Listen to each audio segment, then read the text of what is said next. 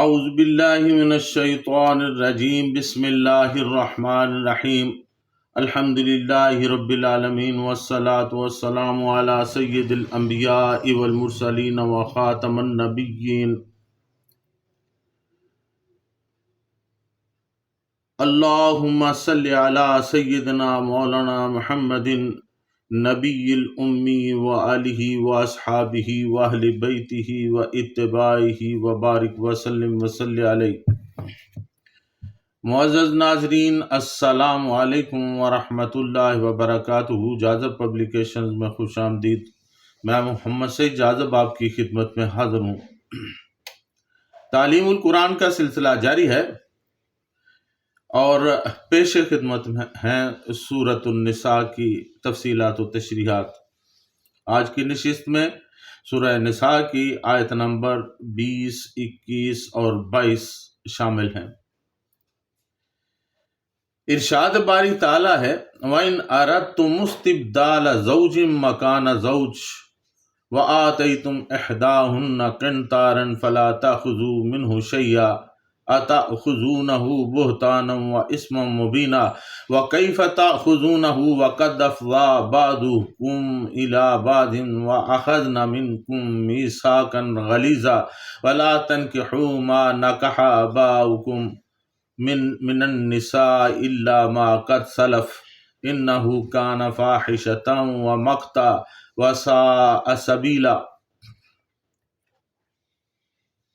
اور اگر تم ایک بیوی کی جگہ دوسری بیوی بدلنے کا ارادہ کر چکے ہو اور اس کو مہر کی شکل میں ڈھیروں مال بھی دے چکے ہو تو طلاق کے وقت اس سے کوئی چیز بھی واپس نہ لو۔ کیا تم زمانہ جاہلیت کی طرح اپنا مال بہتان لگا کر اور سری گناہ کے مرتکب ہو کر واپس لینا چاہتے ہو؟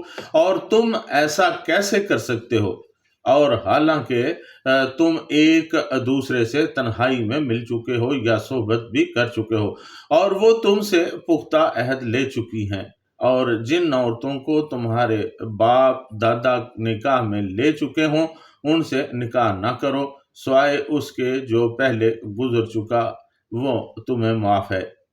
یہ بڑی بے حیائی اور بیزاری کی بات اور برا چلن ہے۔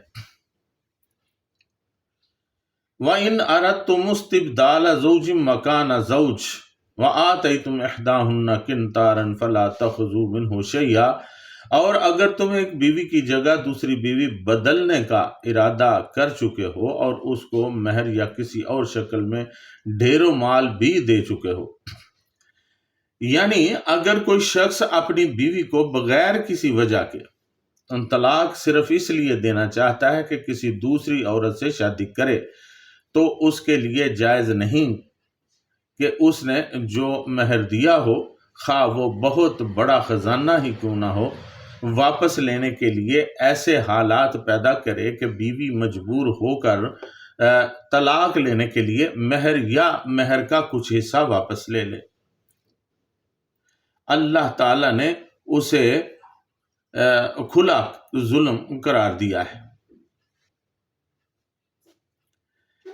ناظرین، قنطار کی تفصیلات میں پہلے آپ کی خدمت میں عرض کر چکا ہوں، جس کا مطلب ڈھیروں سونا یا ڈھیروں جائیداد مال ہے۔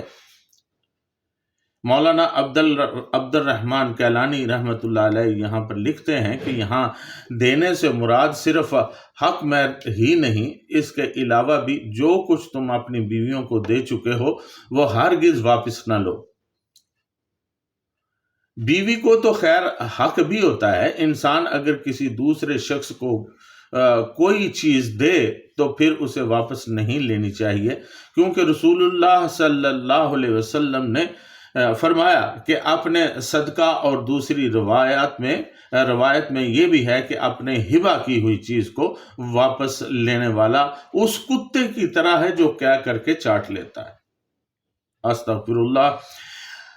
أَتَأْخُذُونَهُ بُهْتَانًا وَإِثْمًا مُّبِينًا۔ کیا تم زمانہ جاہلیت کی طرح اپنا مال بہتان لگا کر اور سری گناہ کے مرتکب ہو کر واپس لینا چاہتے ہو؟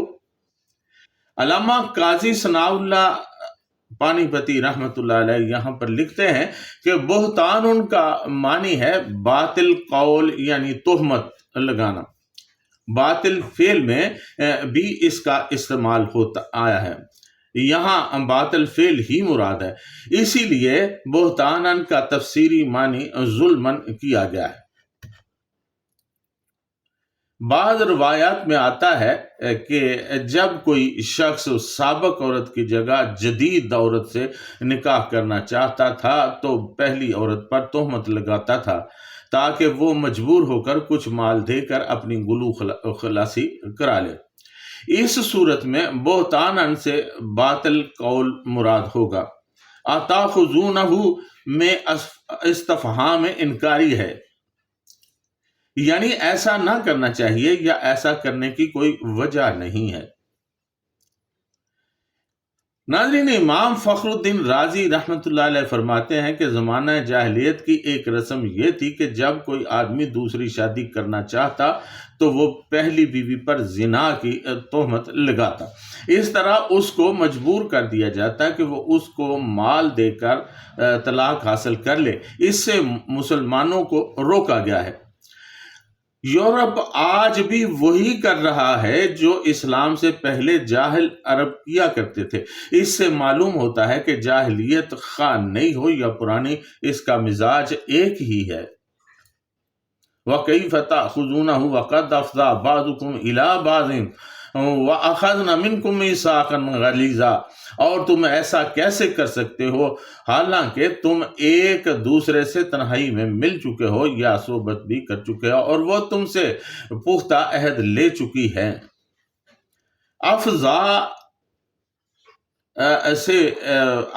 سے ہے امام فرا رحمت اللہ علیہ ماہر لغت گزرے ہیں، فرماتے ہیں کہ اس کا معنی ہے مرد عورت کا تنہائی میں ملنا، خاص صحبت کے بغیر ہو، اور امام ابو حنیفہ رحمت اللہ علیہ کے نزدیک اسی کو خلوت صحیحہ کہتے ہیں، اس سے مہر واجب ہو جاتا ہے۔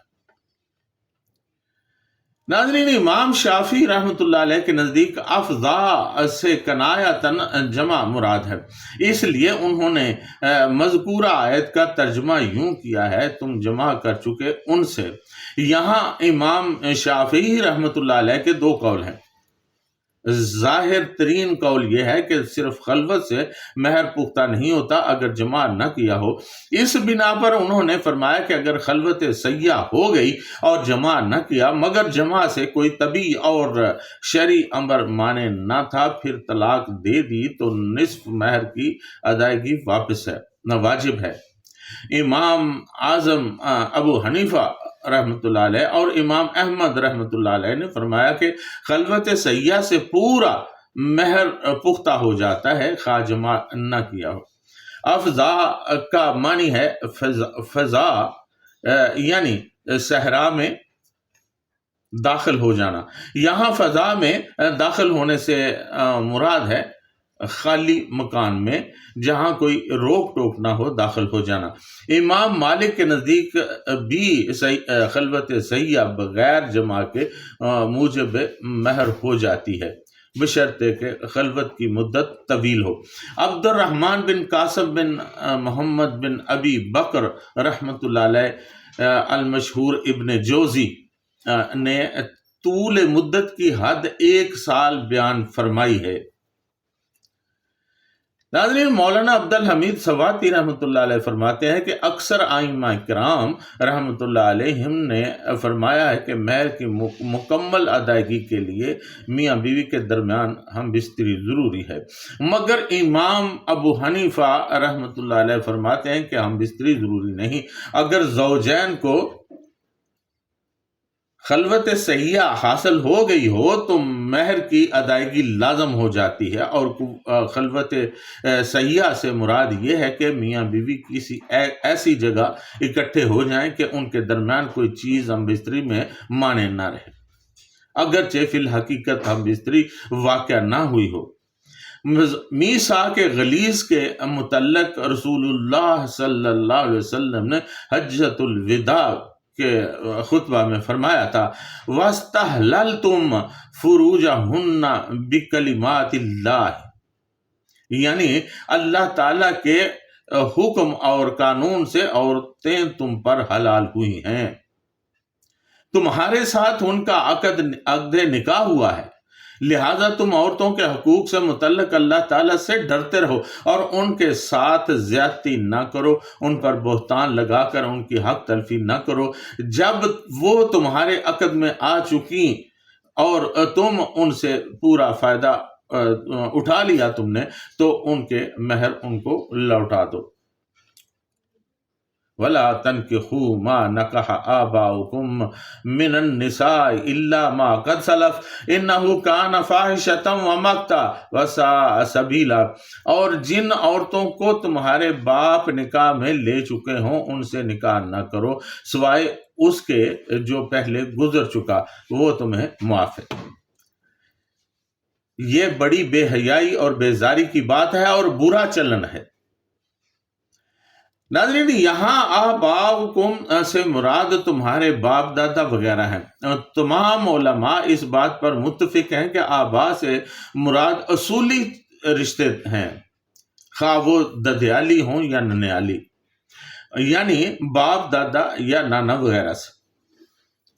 انہوں نے تمہاری اپنی سگی ماؤں کے علاوہ جن خواتین سے شادیاں کی ہیں ان سے نکاح کی ممانعت کر دی گئی ہے، وہ تمہاری سوتیلی مائیں ہیں، اور سوتیلی ماں بھی حقیقی ماں کے حکم میں آتی ہے، لہٰذا انہیں ورثہ کا مال سمجھنا اور زبردستی ان سے نکاح کرنا، ان کے ترکہ کا وارث بن بیٹھنا، یہ سب باتیں شرمناک اور قابل مذمت ہیں۔ البتہ جو نکاح اس حکم کے آنے سے پہلے تک تم کر چکے ہو وہ کل عدم قرار نہیں دیے جائیں گے، نہ ان سے پیدا شدہ اولاد حرامی تصور ہوگی، وراثت کے احکام بھی ان پر لاگو ہوں گے، لیکن اس حکم کے آ جانے کے بعد تم پر سوتیلی ماؤں سے نکاح حرام ہے۔ ناظرین، یہ ایسے حقائق ہیں جن کو قرآن مجید کھول کھول کر بیان کرتا ہے۔ ہم پر فرض ہے کہ ہم قرآن مجید کی ان حکمتوں کو سمجھیں اور ان پر عمل کریں۔ یہ اللہ تعالیٰ کے واضح احکام ہیں جن کو اپنانا ہمارے لیے از بس ضروری ہے۔ اللہ تعالیٰ ہمیں اس کی توفیق عطا فرمائے، اللہ ہمیں ہمارے گناہ معاف فرمائے، ہماری خطائیں بخشے، اللہ تعالیٰ قیامت کے دن ہمیں سرخرو فرمائے اور آقا دو عالم صلی اللہ علیہ وسلم کے جھنڈے کے نیچے ہمیں جگہ عطا فرمائے۔